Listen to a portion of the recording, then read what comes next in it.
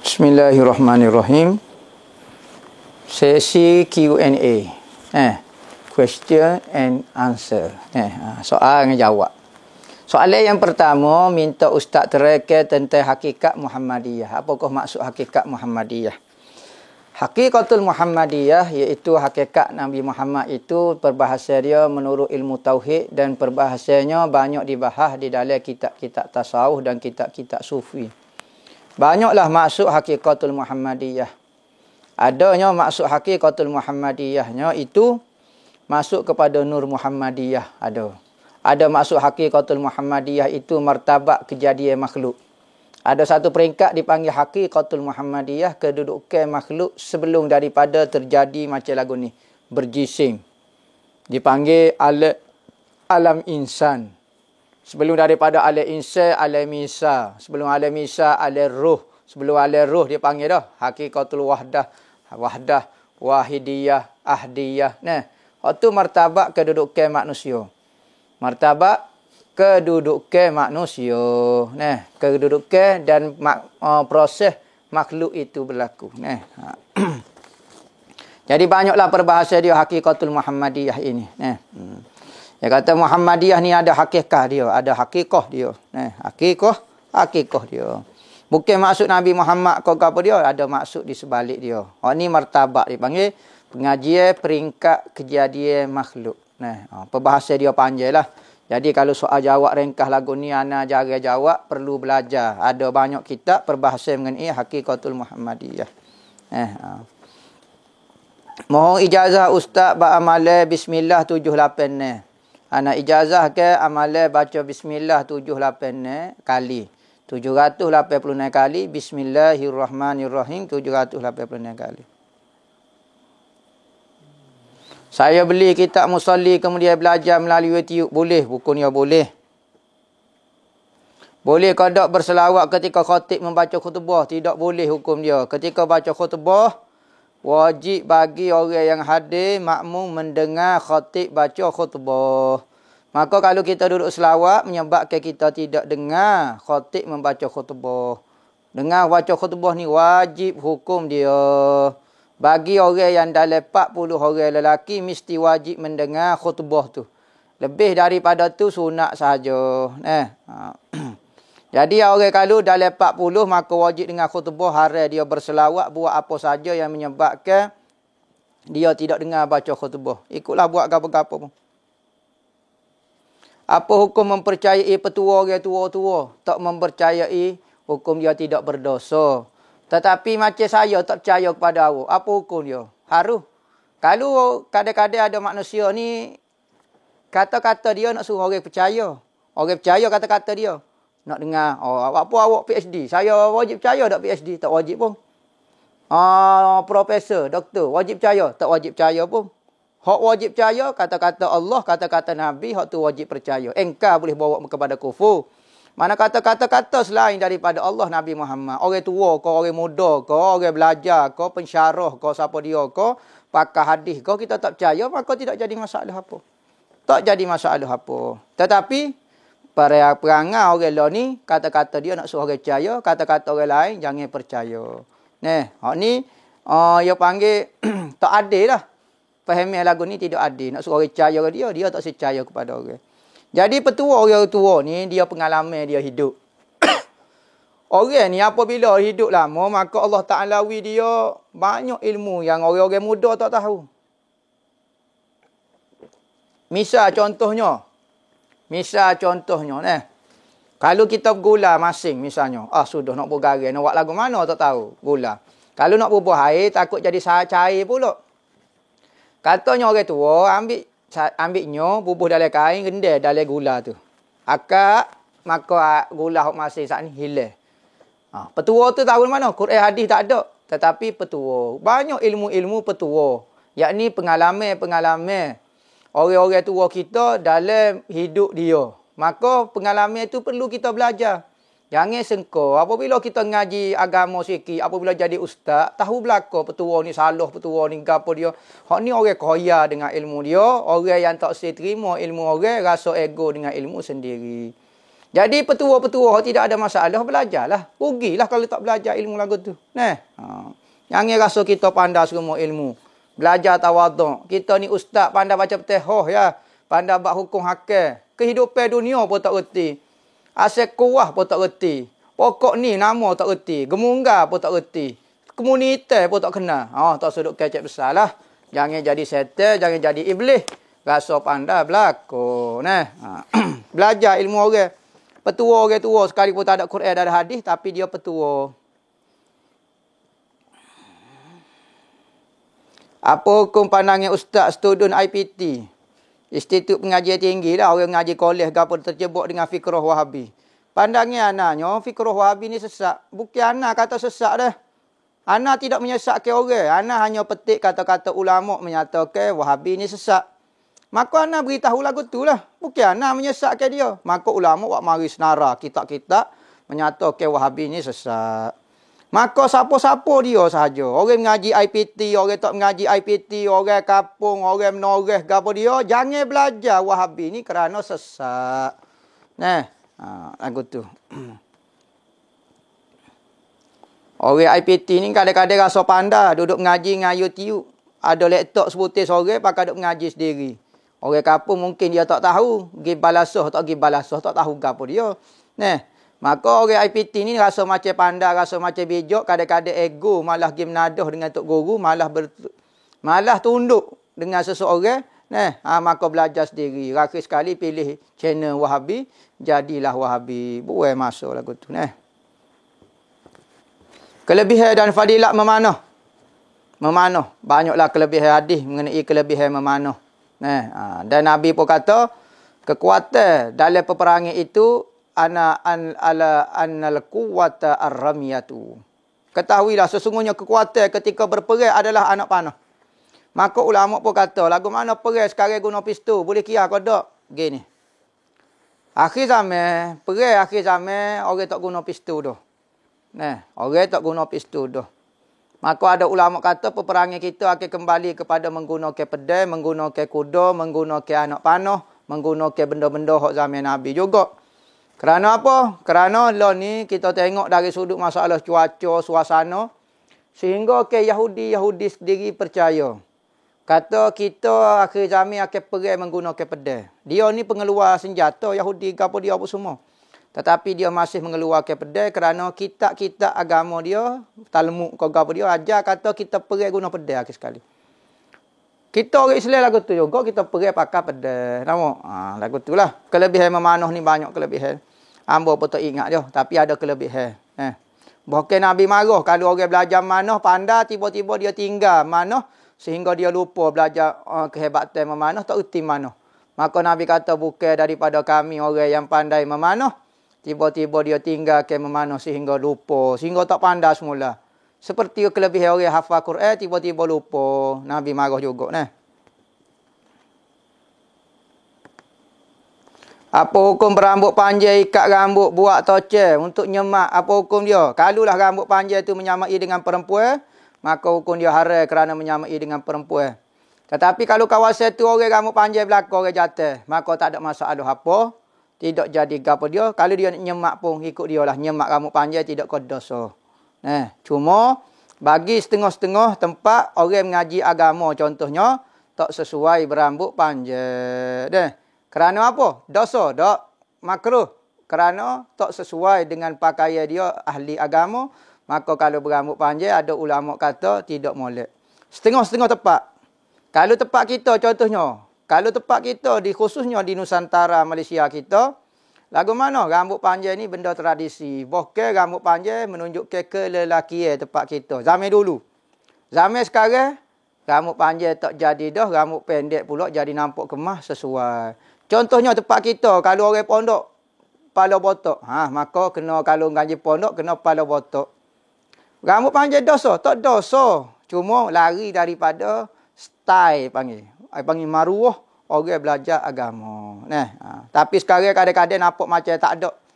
Tak ada identiti khos dah bagi ngaji agama kadang-kadang. Jadi nyemak ko suka-suka pakai rambut panjang lagu ni hukum dia haru. Kalau tak boleh pun peringkat makruh saja hari tu duduk lah. Lainlah kalau rambut panjang tu macam orang tina betul, siap shampoo lah mengepeng, famolih lah gapo dia, tu tak boleh lah hari. Amalan supaya kita terus istiqamah bertaubat membaiki diri. Tak lain tidak bukan hadir majlis-majlis ilmu, majlis-majlis nasihat daripada tutuk guru, orang-orang alim, orang-orang ikhlas supaya kita jadi baik. Dengar semacam sama ada dengar di YouTube ke, hadir dalam majlis molek lagi supaya hadir keberkatan kena di tubuh kita, maka menjadi kekuatan kita untuk istiqamah dalam agama, untuk kekal bertaubat baiki diri kita. Ustaz dah berkahwin lama dah hamba menikahnya 11 tahun dah hamba menikahnya. Sudah berkahwin alhamdulillah. Ada orang suka pada kita, kita suka kat orang lain kan nak buat. Long. Tepuk dada tanya email kita lah. Hok mana kita nampak benda tu molek pada kita. Adakah orang yang kita suka itu lebih baik untuk agama kita? Okey, ambil dia. Tapi kalau orang yang kita suka itu tak baik kepada agama kita, tapi orang lain hok suka kita tu lebih baik agama, pilihlah dia. Jadi nilailah sesuatu bukan menurut nafsu kita, pilihlah kerana agama, pilihlah kerana Allah, pilihlah kerana Nabi Muhammad. InsyaAllah pilihan kita akan dibimbing, akan diberkati oleh Allah dan Nabi Muhammad.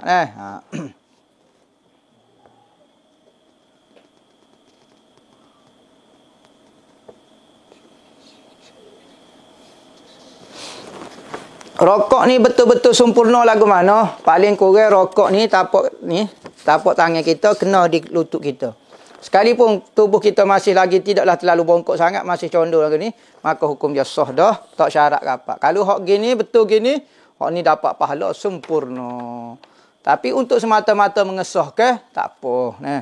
Tak syarat letak. Tak syarat tapak tangan letak di lutut. Tak letak pun hukum dia sah, tak ada masalah.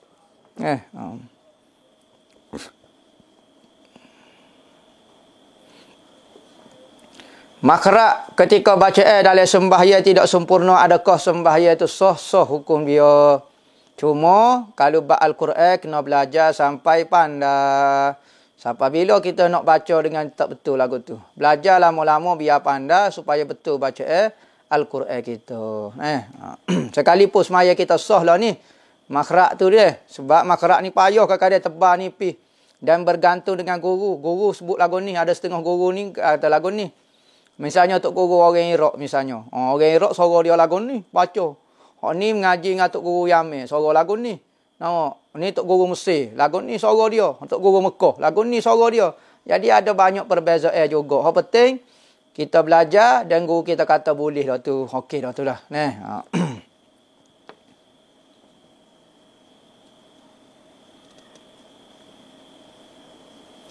Boleh kodok kita panggil saing kita atau panggil sahabat kita dengan gelar Habib atau Syekh.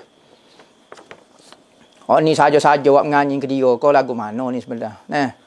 Kalau dia saik kau gapo dia boleh lah kita panggil Habib. Bagi tapi biar sesuai lah. Syekh ni orang hebat, orang besar. Ni panggil Syekh belaka. Orang kafir, gapo orang Pasik pun panggil Syekh, orang Goni pun panggil Syekh. Takut jadi menghina kalimah tu pula. Lagu tu lah. Benda tu tak jadi kau dosa tapi benda tak sesuai buat.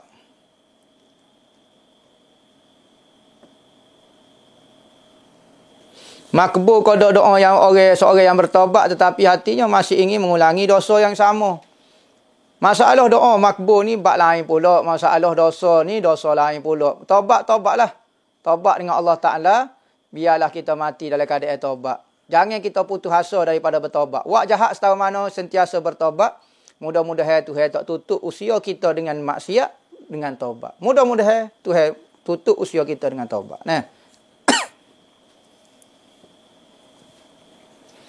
Apakah pakaian kita kena tepat najis hukmi? Najis hukmi ni. Najis hukmi tidak berpindah.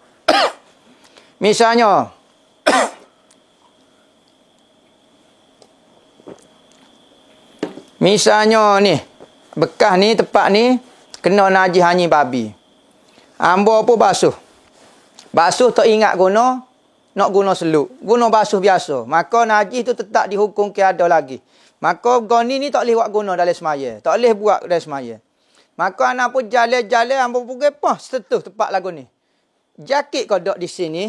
Ni najis hukumi sini, najis hukumi tidak berpindah. Dah kita basuh, dah cuci je, tidak berpindah. Cuma benda hak kita basuh tak cukup syarat ni, tak boleh digunakan untuk sembahyang. Berpindah, berjakit kepada orang tidak dah.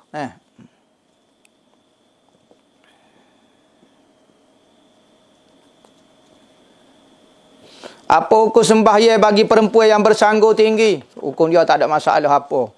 Lepas tu ada hadis Nabi kata sanggu tinggi tu tak boleh. Hak tu kalau keluar rumah. Kalau duduk dalam rumah, nak boboh tu sapah ke, nak boboh tiada ke atau apa tak ada masalah apa. Hak Nabi larang, sanggu tinggi keluar rumah. Orang Arab ni kalau sanggu tinggi, orang tak berapa nak juru. Sebab apa? Kuat bersolat, kuat gapo. Maka satu pemandangan tak comel bagi orang panggil hishmah. Tak ada maruah. Kalau rambut dia tu panjang lagu tu, maka menunjukkan perempuan jalan kau gitu. Maka Nabi marah kepada orang yang bersanggu tinggi.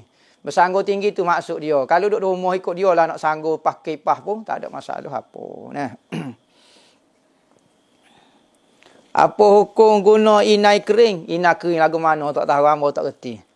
Kalau inai plastik lah ni tak boleh tu. Dia menutup payah kita nak ambil semaya. Lukis.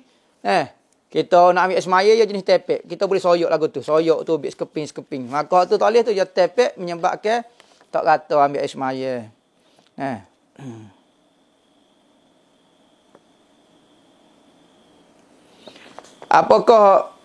Adakah lebih baik kita sedekah semua duit simpanan atau simpan sedikit untuk masa depan kita? Tengok siapa dia ke kita.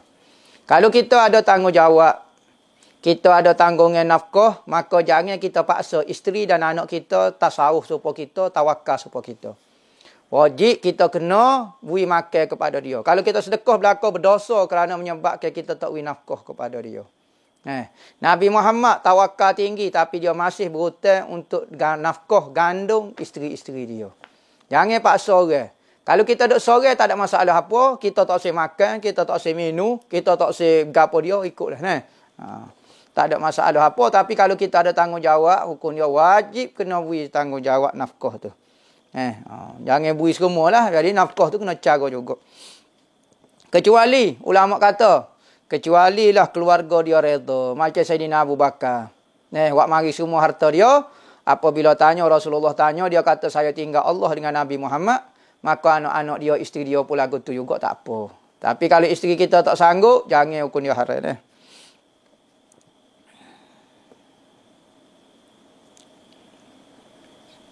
Apa hukum memfitnah orang kafir? Apa nak fitnah orang kafir pula? Perbuatan ini adalah berdosa. Fitnah itu berdosa. Fitnah kepada siapa-siapa dia, buat zalim kepada siapa-siapa dia, kepada orang kafir. Kita fitnah dia supaya dia malu, supaya orang halau dia ke apa dia, maka hukum dia berdosa. Bahkan Nabi pun ancam. Nabi sebut dah, doa orang yang kena zalim itu makbul. Sekalipun yang di doa yang kena zalim saat ni, hak berdoa saat ni adalah orang kafir. Orang kafir berdoa minta dengan Allah Taala, minta dengan siapa-siapa dia. Kerana apa? Kerana orang buat zalim ke dia, insya-Allah kabul. Jadi tak juru orang Islam jangan buat lagu ni, malu kat orang. Nabi Muhammad tak ajar.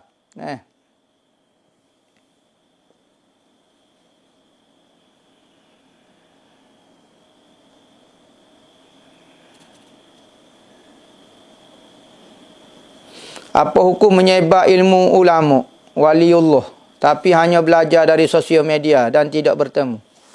Lagu mana ni? Menyebar ilmu lagu mana ni? Ilmu waliullah lagu mana? Ilmu rahsia-rahsianya. Ya gini, ilmu ada peringkat boleh dibahagi kepada orang awam kerana mudah difahami dan tidak berlaku silap faham dan fitnah. Ada ilmu ni perlu dipelajari secara terperinci pada waktu yang sesuai bagi orang khas dan tertentu kerana ilmu ni sulit untuk memahami dan menimbulkan fitnah. Lagu itulah. Minta tajuk maksud berlaku adil dalam poligami. Gini, berlaku adil dalam poligami, kita buat apa yang diperlukan oleh isteri kita. Isteri kita ada 10 orang anak. berapa dia perlu bulan-bulan dengan kehidupan dia bersama 10 orang anak. Isteri yang kedua, seorang anak. Berapa dia perlu untuk seorang anak. Bukanlah maksud berlaku adil ni kena sama berlaku. Pakaian kena sama, kau apa dia. Yang penting belanja, makan, pakaian, minuman tu kena berlaku adil. Perasaan tak apa. Hak ni lebih saya kau ni. Tak apa. Tak ada masalah apa dah. Pandangan ustaz orang yang berilmu agama tapi menyembunyikan kebenaran. Tak sesuai lah orang ada ilmu agama. Sepatutnya dia amanah dengan ilmu. Dengan kelebihan ilmu yang Allah Ta'ala beri kepada dia. Patut dia bersyukur. Terima kasih kerana Allah Ta'ala jadikan dia bukan orang bodoh. Jadikan dia orang memahami ilmu agama. Sepatutnya dia amanah dengan pemberian Allah Ta'ala seperti seorang hafiz. Orang Quran kepada dia patut dia amanah. Patut dia berbangga. Patut terima kasih pada Allah. Patut dia menyatakan kebenaran. Menyembunyikan kebenaran. Bukan kata ahli agama. Orang jahil pun menyembunyikan kebenaran itu berdosa. Benda hak kebenaran tiba-tiba dia sembunyikan. Maka dia tanggunglah. Nabi pun sebut. Tuk Qadi ini ada 3 jenis. 2 Qadi. Pertama, seorang Tuk Qadi keluar fatwa dengan tak ada ilmu. Hak ni maksud ngaku. Kedua, ada ilmu tapi menyalahi ilmu dia. Orang ada ilmu tapi dia berfatwa menyalahi ilmu dia. Hak ni pun maksud ngaku. Ketiga, Tok Qadi ada ilmu dan berfatwa menurut ilmu dia, maka hak ni seorang Tok Qadi ni masuk syurga. Berarti 2/3 hakim dan qadi ni masuk dengan aku. Jadi kita minta dengan Allah Ta'ala supaya Allah Ta'ala jangan uji kita ahli-ahli ilmu. Supaya diberi ujian. Jadi supaya Allah Ta'ala berlemah lembut. Sebab itulah ahli agama ni jangan duduk dengan orang-orang kuat, orang-orang besar dengan pemimpin. Kita bimbang ke agama yang Allah Ta'ala beri kepada dia, dia tidak kuat. Tapi kalau dengan agama dia, dengan kuasa yang Allah Ta'ala beri kepada dia, dia guna untuk kebenaran, untuk kebaikan, nescaya pahala sangat banyak bagi dia. Wallahu a'lam.